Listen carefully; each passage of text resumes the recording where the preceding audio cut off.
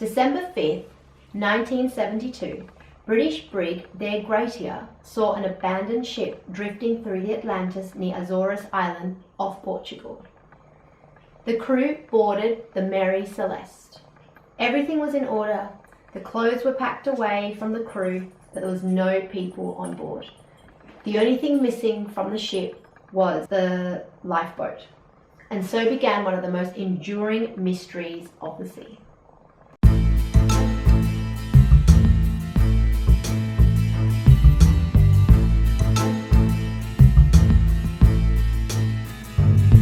Hey everyone, I'm Mariana. My name is Ron. And welcome to Stories Told by Us. So we hope you've had a fabulous week. Welcome to episode 8, The Mary Celeste. Ooh, what's this story? I actually haven't heard. You told me that we were doing this story, and I think I was meant to know what it meant.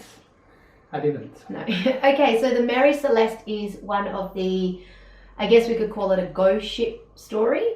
Okay. Not necessarily ghost sightings or anything like that, but basically a mystery of the sea.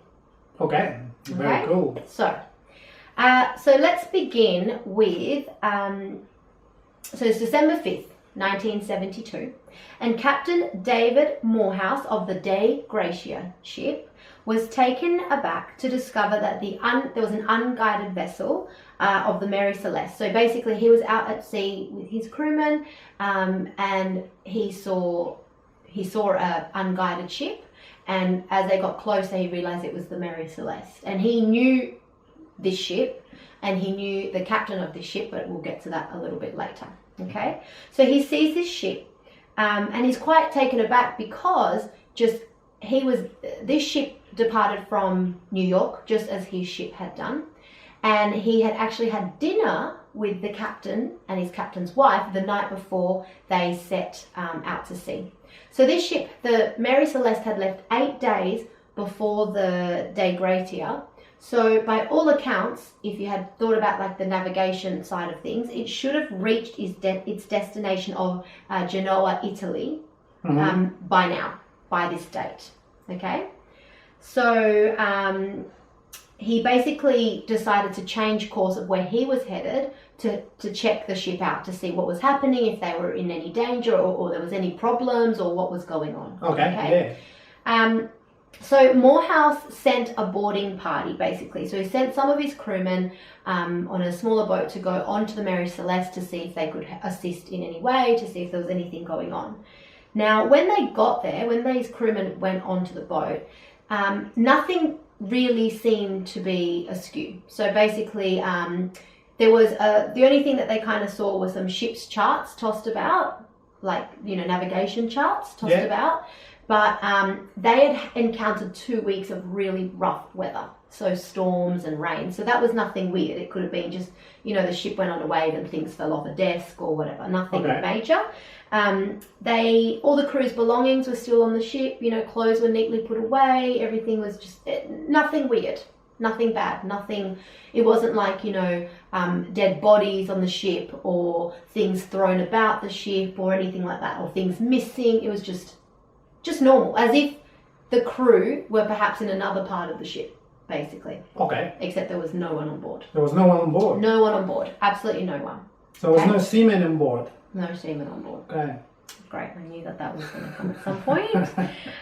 So basically below decks, they found the ship's, like I said, the ship's charts tossed about, the crewmen's belongings in the quarters, and one thing that was missing though was the only ship's lifeboat. Okay, so that's gone. Oh, okay. So the lifeboat's gone. So that's automatically like, okay, well, obviously everyone's gotten off the boat. Yeah, they're for scared whatever reason. Yeah. The other thing that they found was that there was 3.5 feet of water in the below decks in the ship's bottom.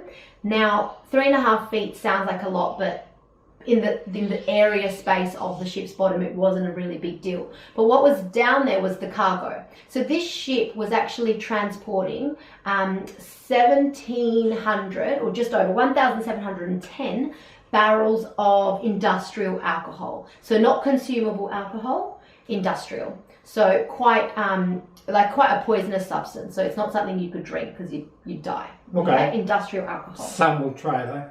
Probably.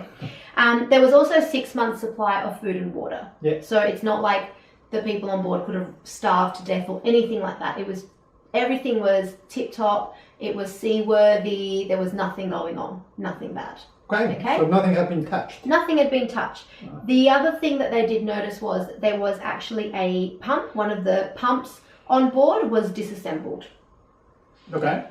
Don't know why. It was just a disassembled one of the water pumps. That was it. Okay. Okay. So basically, they board this ship. There's no one there. Don't know where anyone is. No signs of, foul play or anything. So they take this ship. So it was three. I think it was three. Oh, I hope I didn't get that wrong. But 3 crewmen basically sailed this ship, and they got it to shore. Okay, and they went to Gibraltar. Okay. Okay, Gibraltar. Okay. Which is off Spain. Spain, yeah. Okay. Before I go on to what happens there, let me sort of go back a little bit to November 7th of 1872. So November 7th, 1872, this ship, the Mary Celeste, set sail with 7 crewmen and Captain Benjamin Spooner Breeks, along with his wife Sarah and their 2-year-old daughter Sophia. Okay. Okay.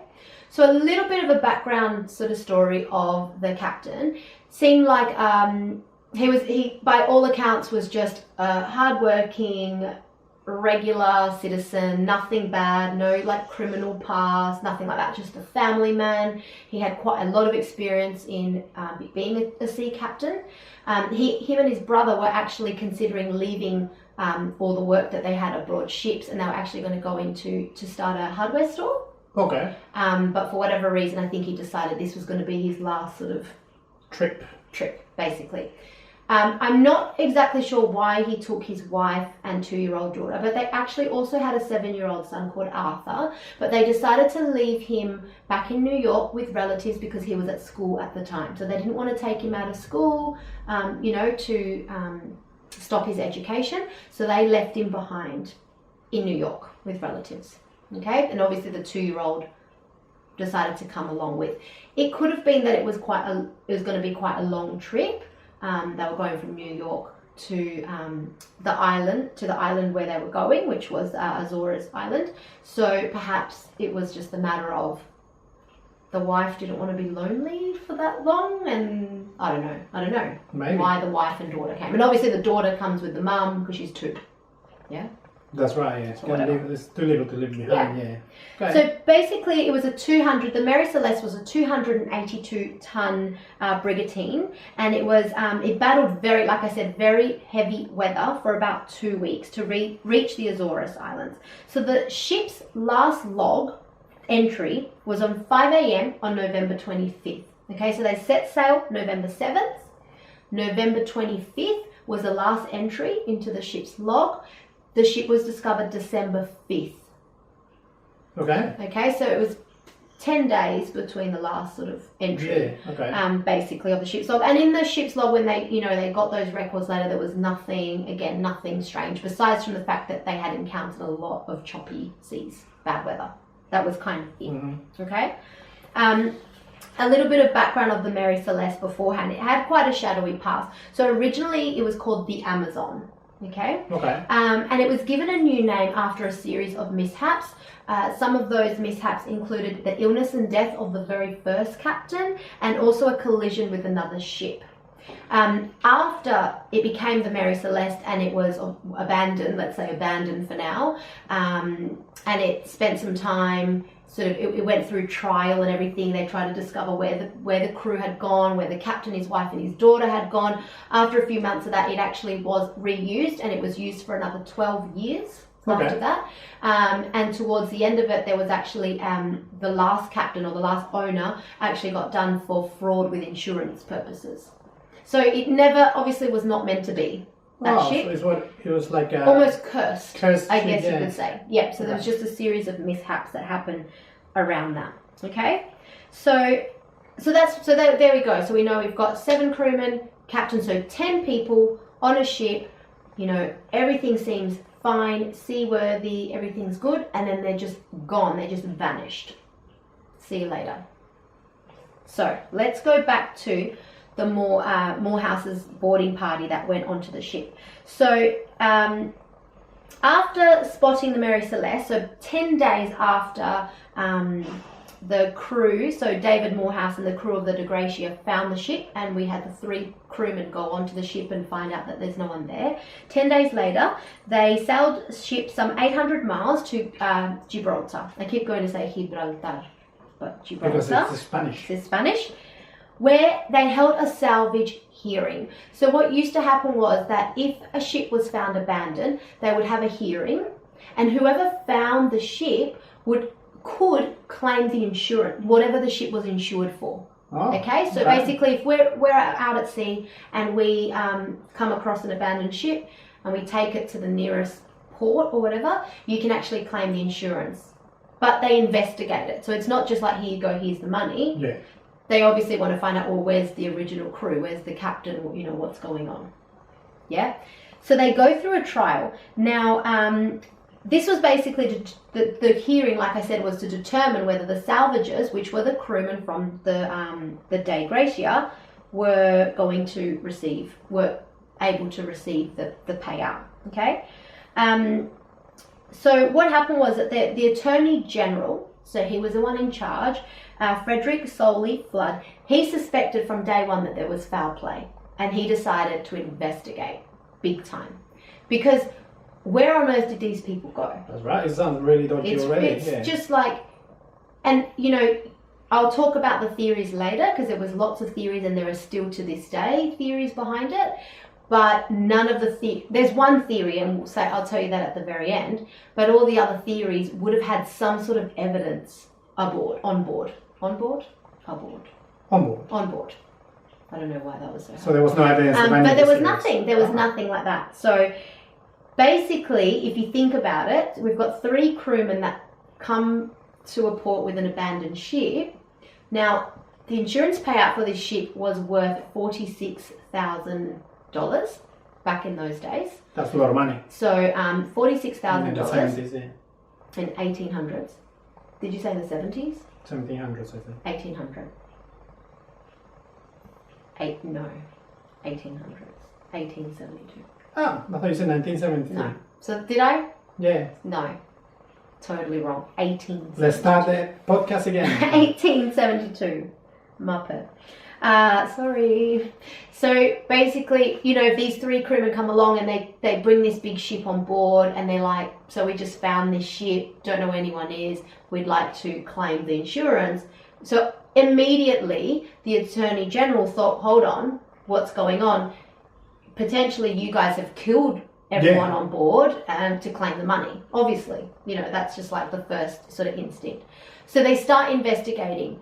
They investigate for 3 months, but they cannot find any evidence to prove anything, you know. Foul play. Any foul play happened. So 3 months later, they found nothing. So the salvagers, the 3 crewmen from the original ship, received only about a sixth of the payout. So they did not receive the $46,000 because the Attorney General was convinced that something was not right. So they said, here you go, you're going to get this much. So they literally got a very small portion of the money. But they still got some money. Yeah. It's not right, though. Like if they're entitled to it and you haven't found anything weird about it, why can't he just make the decision of just giving a little bit of the money because I think you're guilty? Yeah, no, and it was all just speculation. There was nothing else to it, basically. So okay, so that's what happened basically, and after that, like I said, it was used for another 12 years after that for transportation. Okay, so let's talk about the different theories surrounding the disappearance of the crew of the Mary Celeste. Okay. So before I get into the theories, there was a newspaper article that was really ridiculously over sensationalized, and the person who wrote it put a load of stuff that was not true. Like there was all sorts of stuff, like there was, you know, blood stains everywhere, and that the beds were still warm, and there was a half-eaten breakfast on board, and all this stuff that never happened. That the life ship, what's it called? life raft. Salvages? No. Oh, the lifeboat. The, Yeah, what's it called? Lifeboat. I know what you mean, the extra boat. Lifeboat, yeah. That's now to edit that. That the lifeboat was still there, like all sorts. So this person just completely over sensationalized all sorts, and so a lot of people believed that all these things had happened, and even to this day there are still people that believe all that, but fake news, basically. So here are some of the theories. Okay, some of them. So there's lots of things that seem pretty far-fetched, so they're pretty easy to dismiss, but let's go through them. So the first one is mutiny on board. Okay. So when they were investigating, and they had the ship in Gibraltar, basically they found some stains that resembled blood. Okay, and they also this is true. This is true. Okay. So they found some stains that resembled blood, and they also found some marks on the boat that appear to be from an axe. So okay. like axe marks. So there was the claim that perhaps there was for example, they had drunk some of the alcohol. The crew had drunk some of the alcohol. They had got drunk, and in a violent drunken rage, one of the crewmen murdered everyone else. So that was one theory, okay? Okay. But it turned out that the axe marks were actually from the construction of the ship originally, and the appearance of blood stains was actually rust. Oh, and that was proven, so it was definitely not a thing. But in this newspaper article, again, they didn't say later on, actually it's just rust and blah, blah, blah. Just kidding. And so, yeah, that sort of maintained that. The other idea of that as well was that perhaps that Briggs actually was, because he was a Christian, that he had some sort of religious breakdown and that he murdered everyone. Oh. And then used the lifeboat to escape. So that was another theory. Okay, so basically someone went crazy and killed everyone else at the end. So that was one theory. But there was no proof of that. Literally, there was no blood on the boat anywhere. There was nothing. You would have taken some food with you as well, and there was still food in there. Well, but they had 6 months' supply of food, so easily one person could have taken a small portion of that and be fine. It's not like they would have taken 6 months worth of food and water for one person. The other thing that I completely forgot to mention, which is actually quite important, was that when they did that log back in November, that last entry, they actually had land in sight. They could see land. Okay, so I'll talk a little bit about that after. The next more believable theory, especially back in the 1800s, was a pirate attack. So that was a real thing, that did happen. They thought that perhaps there was North African pirates that raided the ship and killed the crew or took the crew or whatever. But again, there was no evidence. If it had been a pirate attack, pirates want something out of it. They don't just come on board for nothing. They would have taken things. Taken the food, taken the alcohol. Absolutely. Taken the ship altogether. That's right. For them. Yeah, you know? The ship, And generally when there was pirate attacks, people would have died. So... And they would have left the bodies there. They would have either left the bodies there, or, perhaps they could have thrown the bodies overboard and then there wouldn't be any trace of that. But either way, pirates would have gone in and taken something, but there was nothing missing. And not killed, and not cleaned the blood, I guess. Yeah, they're pirates. They would have just done whatever. It would have been a massacre, whatever, taken what they needed and see you later. They wouldn't have sat there and cleaned it up afterwards, would they? So that was pretty quickly just dismissed, that theory, and they thought, no, that is not what's happened. Another theory was that Briggs faked his own death.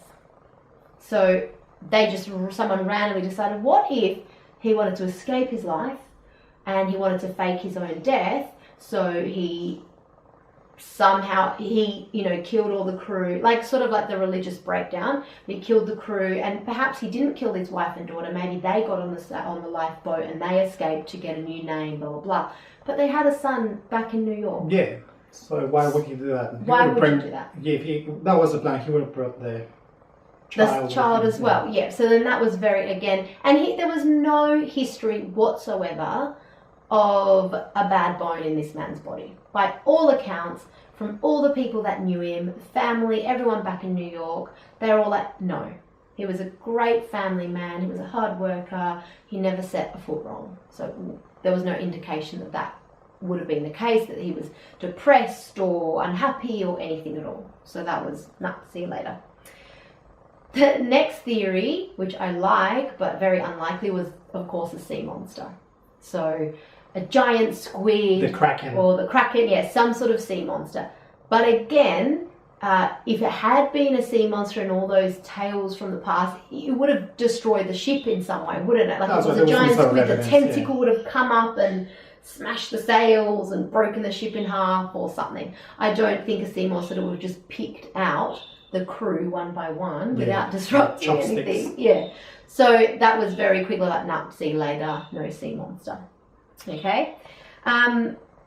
There was another story by a Sir Arthur Conan Doyle. He wrote a short story that was published in 1884 that he said that he thought that their crew had been victim of an ex-slave seeking vengeance.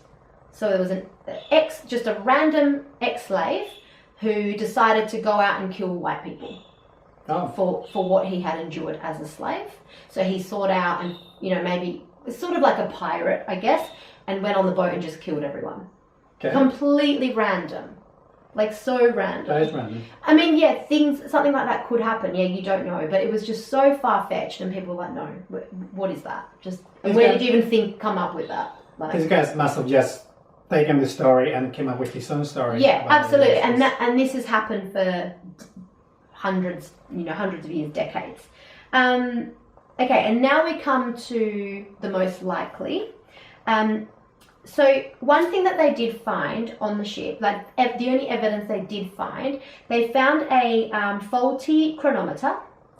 They knew that they had been rough seas, and they had found one of the onboard pumps was clogged. Okay, so what they thought from that is perhaps Briggs, as the captain, he found himself lost. Maybe. So there was, like I said, rough seas could have thrown them off course. He had a broken chronometer, which would, assist in them getting lost, basically. And they also had a clogged pump, so that could have led to other issues with the ship. So perhaps he, took on his better judgment, he decided, you know what, we're lost. We can see, remember I told you that they saw land when they did that last log? So when they did that last log, they were actually in sight of an island called Santa Maria. So they could see that. So perhaps he thought, you know what, our best chance is to get into the lifeboat, all of us, and sail towards land. And as they did that, perhaps, like I said, rough seas, they, whatever happened, they were lost at sea. They never made it there. They were swept away by a giant wave, who knows? Fell overboard, the end. That sounds the most likely. That is one, that does sound likely. And then we had one other, probably the most likely of all theories. Yeah. So do you remember I said that they were transporting industrial alcohol? Yeah. So they had 1,710 barrels of industrial alcohol in the bottom of the ship. Now, 9 of those, because when the other crew came on, they found 1,701. Okay, ooh. But there was 1,710. Now, 9 of them were actually in red oak barrels. Now, red oak is a lot more porous, which means that the alcohol could have leaked out. Okay. Yeah. So what they thought could have happened was, now this alcohol was, like I said before, it would kill you if you drank some. So it was highly toxic, and it was it had a lot of, you would smell it if it leaked. Like it was full on powerful, potent stuff. So what a theory is that perhaps because being in those porous barrels, the alcohol leaked out. Yeah. Okay. And perhaps spread through the bottom of the ship, and being alcohol, there could have been an explosion. Okay. Okay.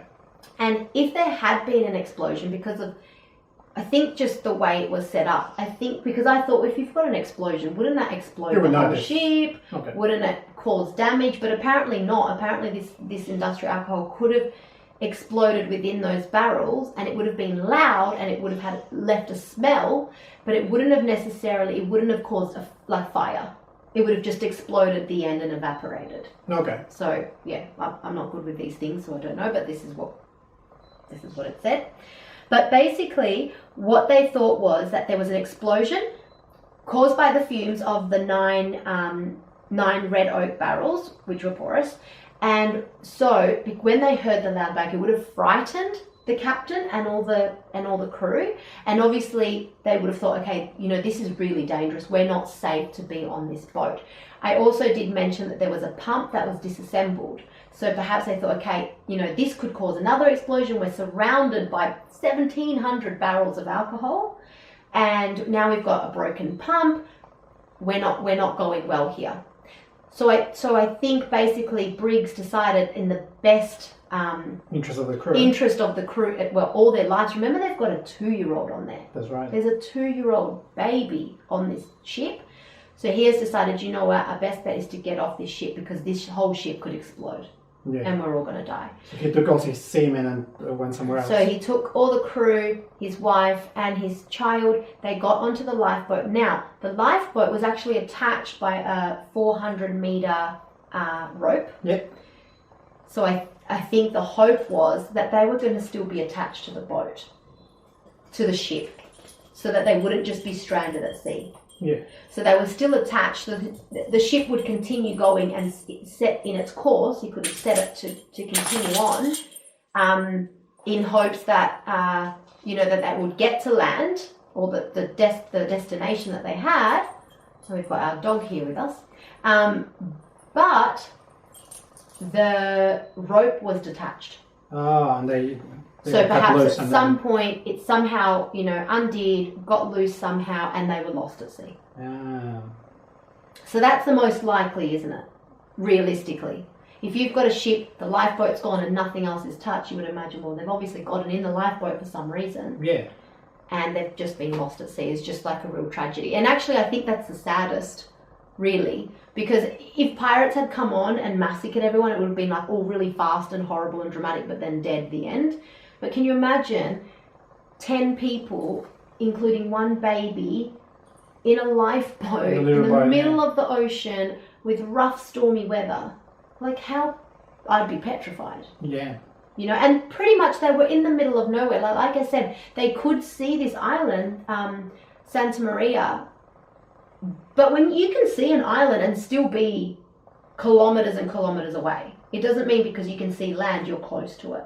Yeah, I'm pretty sure a lifeboat, especially in those years, they wouldn't have like a motor or anything. You would have to row it.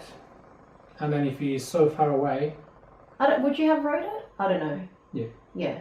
I don't know. I don't know. I feel really dumb, but I wasn't alive in 1870. I don't know. But yeah, absolutely. And if you've got stormy weather, how do you know you're going to get there? But it's really sad because there could have just been super rough weather. People have fallen out of the boat, and the end, they've lost at sea. So that's the most likely. And they've done there's been documentaries about the Mary Celeste. There was a movie, and there's certainly lots of books. So it's a real rabbit hole that you can go down if you're really interested. There's lots and lots and lots of information on it. So this is just like a snippet of it. But I do believe, out of all those theories, I do think that Captain Briggs. Well, that was another theory, but I've just kind of didn't even bring it in because I thought, come on, and I do believe in UFOs, but no, not in this instance. I think there's just literally zero evidence of that at all. I think anyway. But I do think that that's what happened. I think Captain Briggs, in the interest of his crew, being the captain, thought, no, we're not safe for whatever reason. We're not safe here. So let's get off this ship and let's try to, make it to land safe and sound. And unfortunately, things did not go that way. And also, obviously, there wasn't any. I mean, when they found the ship, it was in perfect condition. So unfortunately, perhaps it was just the wrong decision. They could have stayed on that ship. They would have made it to their destination, or even if they were lost because they were off track, they still would have made it to somewhere. The island maybe, or Gibraltar, or wherever they were going. Gibraltar. I don't know how to say it in English. Gibraltar. What do you think? Well, I think this is a perfect example of what can happen when you bring your wife to work with you. Yes. Everyone goes crazy and things get lost. And things get... What? When do things get lost? I'm sorry, but the wives are the ones that find things, not lose them. Find crazy men that they married. No, I don't know. No. I don't know what I'm saying now. So what do you think? Pirate attack, sea monster, mutiny? I reckon it definitely was a pirate attack by a sea monster. A sea monster? Monster. No, I think the second last one and the last one that you told me seemed the most likely, obviously, the more logical, I would say. Yeah, they so tried to escape, go off course. track, and then they got lost at sea. Yeah. Unfortunately, the sea is too big, so it was very unlikely it would be found. Well, that's the other thing. Look, it's a 50-50. Either they wash up ashore, or they get to land, or they never do. You know what I mean? And so they were really in the middle of nowhere. So it was very unlikely that they were going to come to shore at any point. So, but it's just, I think that's the most tragic ending, to be honest. I think that's really sad. They all got onto a lifeboat and just vanished, disappeared. Yeah. So that is it. That is the story of the supposedly cursed Mary Celeste. I hope you enjoyed it. Let us know what you think in the comments as well. Yeah, what do you think happened? Do you think maybe UFOs took it? Have you heard the story? Maybe you know a theory. Absolutely. All right, we'll have a fantastic week. We will be back next Monday for another episode of Stories Told by Us. Don't forget to follow us on Instagram at Stories Told by Us, and you can find us on Spotify and Stitcher and all your favorite podcast hosts places that you can think of. Did that make any sense? No. Not really. Anyway, we hope to see you next week. Bye. Bye.